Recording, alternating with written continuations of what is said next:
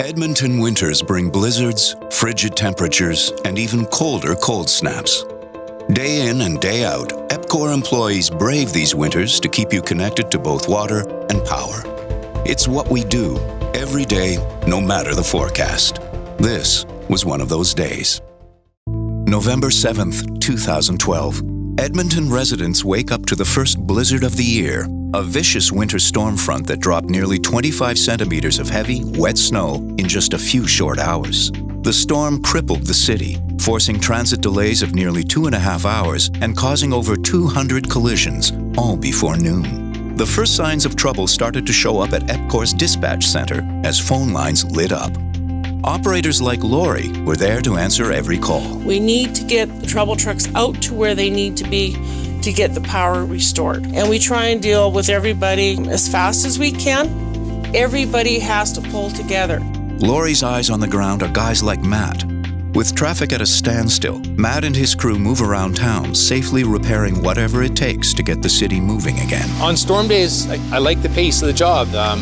We have lots of work to do and we just go after it and do it. And at the end of the day, it's nice to look back and say, they made a little bit of a difference and did a lot of work that day. But when the snow is flying and cars are skidding in every possible direction, Matt's place is up in his bucket. Not an inside guy. I like to work with my hands and it just gives me a lot of satisfaction to kind of be out here helping. Across town, there's another issue that's common in winter storms like this. Underground utility worker Megan is working as part of an experienced crew to repair a roadside cubicle, the kind that often get hit by those spinning cars. It's a job that reminds Megan of another storm and another midnight call.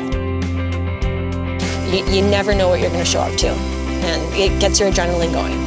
Like you got a whole hotel out and you want to get them back up and running because that hotel is running a business. By the time we had that hotel back on, it was about 8 in the morning. I see the people that I work with more than I see my family.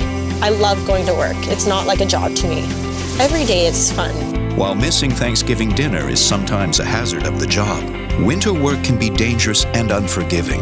Most who do it can adapt to the weather and the plummeting temperatures, including water troubleman Eli. The truth is, the colder the weather gets, the more likely it is we'll see water main breaks appear all around the city.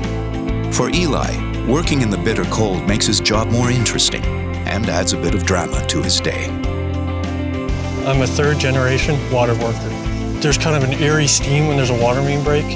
When you come up to a water main break, you'll see just like an eerie kind of fog, and then you see the water rolling down the road. And it's pretty neat to see.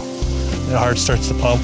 At the end of the day, the city begins to return to normal. Buses get unstuck, roads are plowed, and Edmontonians make it home for dinner, even if it is a little later than usual. Sometimes I'll miss an event with my daughter because of a trouble call. Sometimes we don't even know if we're going to be out late or not. Really on a storm day, I'll just tell my wife I'll stay in contact with her, send her a text or something. Maybe just pack a little bit more lunch. Other than that, it's just a regular day.